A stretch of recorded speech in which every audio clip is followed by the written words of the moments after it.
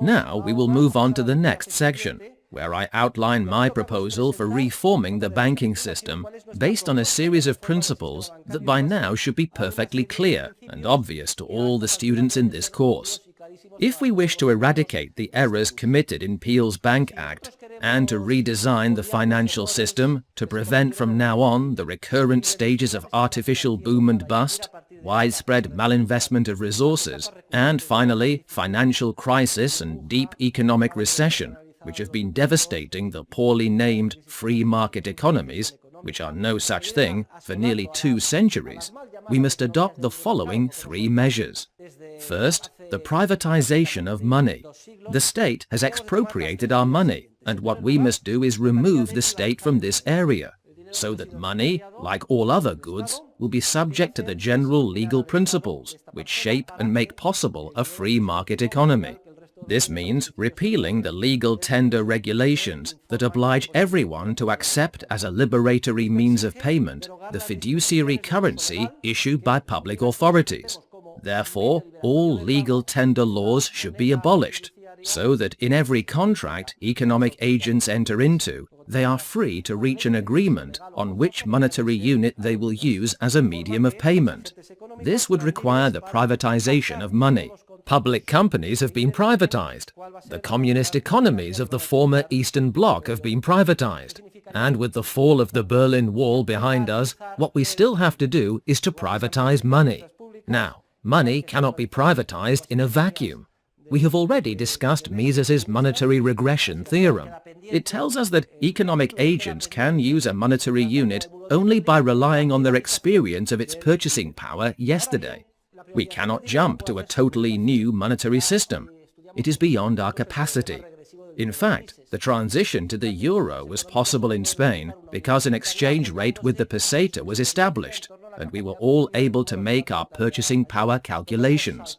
So, what I am proposing is simply an exchange of state-issued money for the form of private money that was chosen for centuries, throughout human history, namely gold. I propose we go back to that point in history when our private money was expropriated and forcibly replaced with public money, and gold disappeared as a monetary standard. I propose we privatize money, replace it with gold, and leave it to economic agents to decide at any particular time, because this is an evolutionary matter, whether or not gold will continue to be the most commonly and generally accepted medium of exchange. So we should privatize money in its current form, replace it with its metallic equivalent in gold, and allow the market to resume its free development from the time of the transition, and either confirm gold as the generally accepted form of money, or permit the spontaneous and gradual entrance of other monetary standards. We cannot know how the future will unfold, though we do have valuable knowledge and experience of what has happened in the past, and this provides us with considerable peace of mind, and enables us to conceive a transition like the one described, without any expectation of traumatic consequences.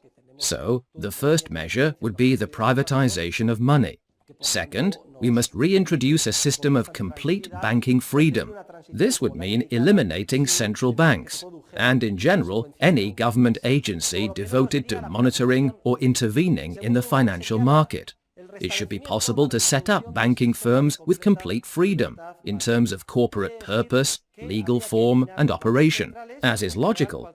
However, such firms could operate solely and exclusively within the framework of the substantive, civil, commercial, and criminal laws to which all other economic agents who act in a free society are subject. Thus, in the specific area of banking, this measure would require that private banks be completely free, though logically that they operate with a 100% reserve requirement on the demand deposits and their equivalents, which they receive from their customers. I will not elaborate further on this point now, because we have already discussed and analyzed it from many diverse perspectives in this course. Now we come to the third part of the reform. All agents involved in the free banking system must be subject to traditional legal principles and guidelines, and these demand a 100% reserve ratio on demand deposits and their equivalents. And how can we visualize the financial and banking system of a totally free society that would rest on these three principles?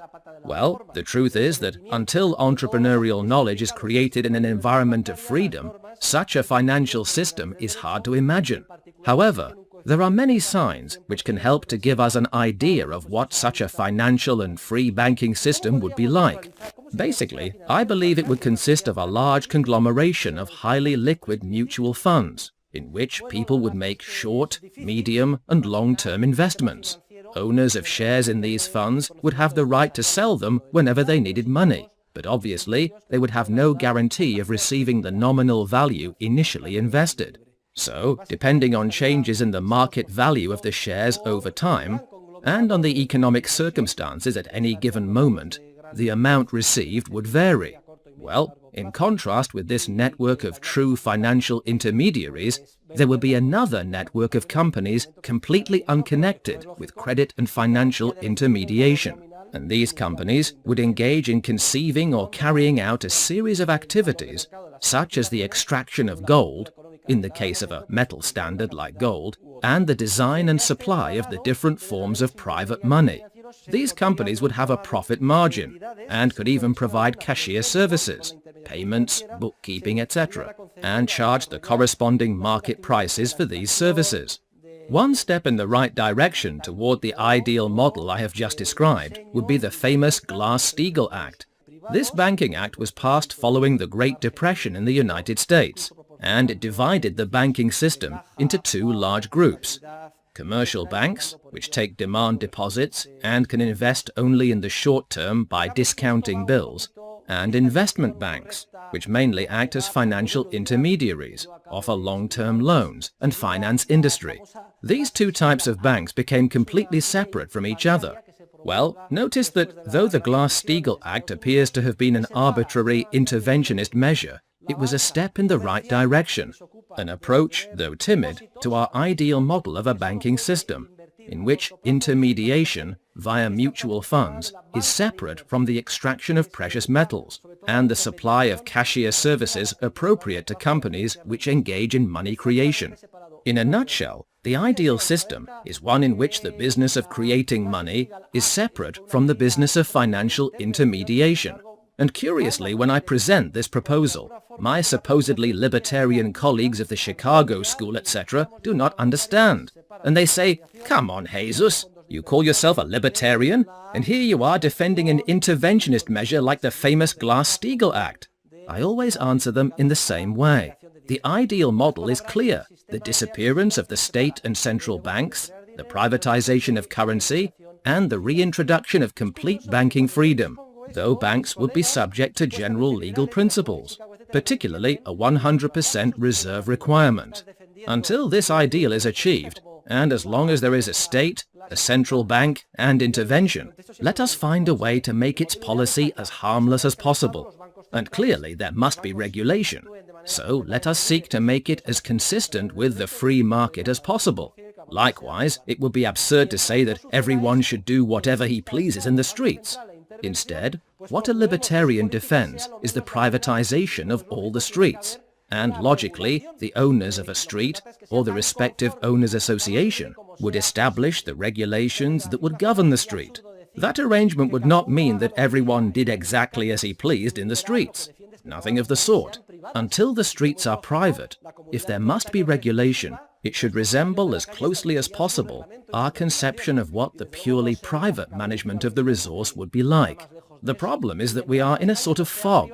We do not know exactly how resources would be entrepreneurially managed if they were private. But that is a far cry from saying that we are in a state of total ignorance. And certainly, if regulation is necessary, the closer it is to the market, the better. But we certainly cannot say, let everyone do as he pleases. That would be like arguing, are you a libertarian? Well, then you must be against public policing.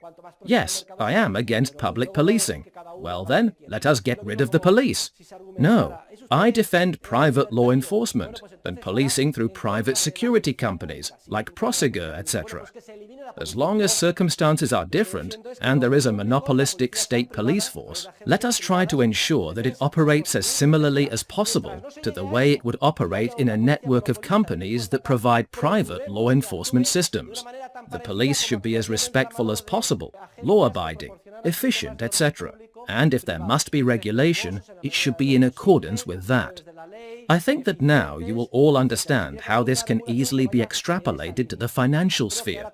As long as we have a central bank and a fractional reserve banking system, etc., clearly, a law like the Glass-Steagall Act is regulation more in line with the free market and what it would establish if there were no central bank, currency were completely private, and economic agents adhered to a 100% reserve requirement. A law like the Glass-Steagall Act would separate commercial banking from investment banking and prevent something that has occurred in recent crises, that whenever credit expansion, which is generated by commercial banks and ultimately exerts a dramatic effect in the form of loans, since commercial banking is connected to investment banking. Whenever credit expansion leads entrepreneurs to commit investment errors on a massive scale, and the market uncovers those errors and begins to rectify them, the whole banking system is hit by a crisis, and the entire monetary system threatens to disappear, in part because these two types of banking business are not currently separate.